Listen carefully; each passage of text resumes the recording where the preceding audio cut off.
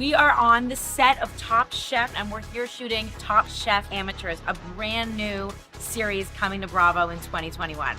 What do you love about what you do? Like, I know you've kind of given some advice that's like, if you love what you do every day, it's sort of easier. But what do you love about what you do? I feel very lucky to love a lot of the things I do. I love that I get to get my hands dirty every day. Like that, as much as I use my brain, I also have kind of a physical job, and that cooking is such a big part of it. It allows me to, use my hands and my brain together, that I get to get dirty, get my hands dirty every day, think creatively, and that no 2 days are alike ever, especially these days.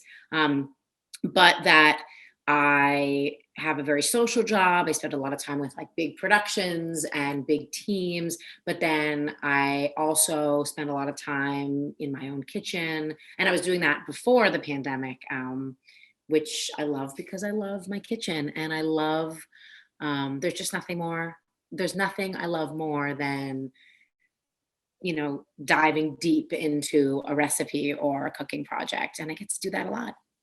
What's an everyday object that you really love? Like, I love this pen, or this is an amazing water bottle. And maybe yours is kitchen related, maybe it's not. I don't know. I have like this glass heart that I was given when I was in high school by my aunt, who's a glass art gallery owner and curator. And I love holding it. It's glass, so it is not malleable in any way, but it has this indentation where I like to put my thumb, and it's just a small, very weighted glass heart that I just feel like I hold a lot and flip around in my hand. And it's like it's always cool and smooth. And it's just like an object I love holding. Do your parents or your grandparents or something like that have a love story? My father is South African. He left South Africa in the early 60s because he didn't feel like the country was, necessarily in a place politically, economically, where he was comfortable, and he sort of saw the writing on the wall and wanted to make more opportunity for himself. So he, at the age of 24, worked to pay for a boat ticket to get on a boat and get to London, England, because you could get a visa to London. So he went to London, lived in London for a few years, did a business degree there, and he was an engineer, and he got a job for a nickel mining company that transferred him to Canada. He knew nothing about Canada. Really, he had like one aunt who knew someone, and he was transferred to Toronto, moved to Toronto in his mid-20s, and literally knew nobody except this one couple that he was put in touch with. And he was on a business trip with the husband, and they said, "Oh, we know a girl you should meet." And they set my parents up on a blind date. My mother is from Montreal, but living in Toronto. At the time, she was working for the Toronto Symphony Orchestra in public relations. And they were both at this point in their late 20s, which 54 years ago was quite young, quite old to not be married. And my mother was very focused on her career. She was a real trailblazer in that she had always worked and always had really interesting creative jobs, and felt it so important for herself and her own identity that her job was such a big part of that. And they were set up on a blind date and married within 6 months. So they met in June and were married in December of that same year. And so I just feel like they met each other, and when they knew, and they've been married ever since. Doesn't necessarily mean that they love each other. Of course they love each other, but 54 years, they're pretty funny together. But I feel very lucky that they are still together and brought me up with, those values of work and family. What is a little thing that someone can do or has done for you that is really romantic? Like, for instance, oh, my husband put gas in my car, or I woke up and my coffee was made, or, whatever it is. My coffee being made in the morning is a big one. Someone else, i.e. my husband changing my son's diaper in the morning is a big one. Those little things are pretty great. And when they're done, there's like nothing more beautiful. Or even letting me sleep in the morning. Which we really try to do for each other on weekends when we can, is so appreciated, so loved. and someone else making dinner, anyone. I mean, people, kind of the joke is people are in times when you could have guests over for dinner. Um, People never would invite me over for dinner unless they were really close friends of mine, because people were always scared to cook for me. They always think I'm like fancy or picky, or people who don't know me well. So when I am invited somewhere for dinner, that to me is like the smallest, most wonderful thing, because I'm truthfully the least picky person.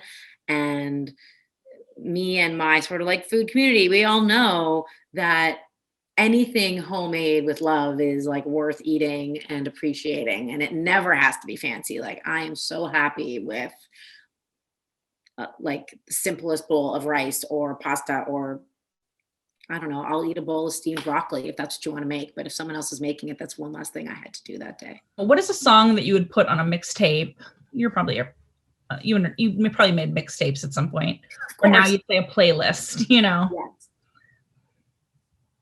That I would put on you a would mixtape. Put on a tape. I mean, you have, or you would, Yeah. These days, I'm listening to a lot of her, like H.E.R.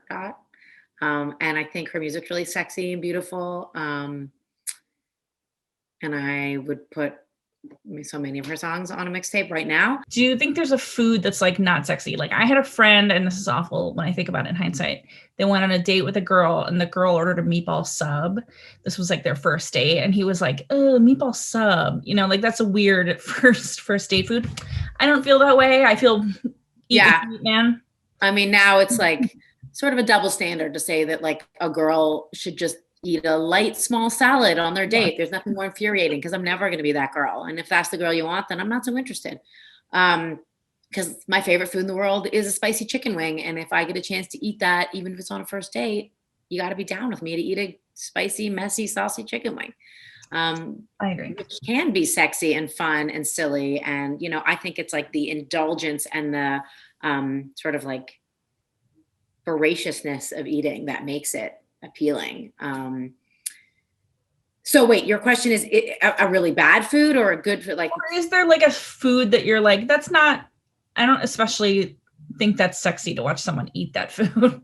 Oh, I mean, there's a lot of things that I think are just food that not a lot, but there's a few key foods that I don't like eating, and I can like tripe, for example. I've never a fan, and I find the smell of it and the texture of it and watching people eat it, not appealing. How about that? Tripe. But I don't have to deal with that very often. Not a huge concern. Are you a drums or a flats person when it comes to wings?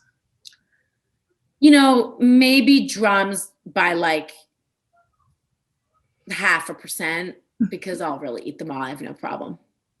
A wing is a wing, and they're all good. What's an early crush you had, like, that you remember from growing up? My earliest crush that I really remember is Sean Astin, like Goonies, and all of those like early movies that Sean Astin was in. And I love that then he came back years later as Samwise Gamgee's in the Lord of the Rings trilogies and The Hobbit, because he's like still amazing. And those are some of my favorite books and movies of all time too. I'm like a total sci-fi fantasy head. On the flip side, is there a senior citizen that you think is really attractive?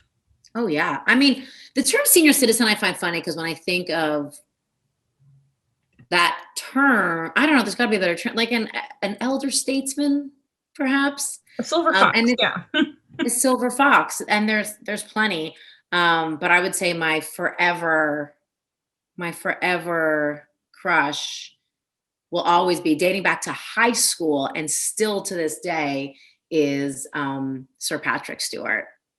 In fact, wait, let me see if I can easily find something for you. This is painfully embarrassing, but here I am. I've had this figurine. I mean, I have all of them. I have all of them, but I've had them since I was 17 years old, 16 probably, because I'm like I was a major Next Generation fan. Still am. I had a life-size cutout of Captain Jean-Luc Picard in my dorm room, and, have followed his career since I was 16 years old. And I'm still very much, enamored by him and everything he's done. I mean, obviously his body of work is so much greater than Next Generation, but nothing made me happier when this pandemic started than the fact that Picard, his spinoff, 25 years later, premiered. And he's just an extraordinary man. Have you met him? I have met him. I've met him a few times. I'm friendly with his wife, who's an amazing jazz singer, Sunny O'Dell. And I've, been places with him a few times, sort of randomly. And he's just as wonderful in person. Did not disillusion me to meet my idol in real life either. So which one of you said you would never do this again? It is good to be back. I'm a big Top Chef fan, and I'm surprised, I guess, that people haven't found love on Top Chef. Like they haven't walked, there's no couple that got married, Not on camera anyway. There's been plenty off camera. I mean, we're a big crew that's been together for 15 years. So there's been many couples who've met on behind the scenes. Well, that was going to be my question. Has there been off-camera romance behind the scenes on Top Chef? Sure. I mean, I don't know for the contestants. That I can't speak. I mean, producers. Plenty of crew have met on our show over the years. What's amazing about Top Chef that sort of people don't think about is we've made 18 seasons and 5 different spinoffs over the course of 15 years of our lives. So I was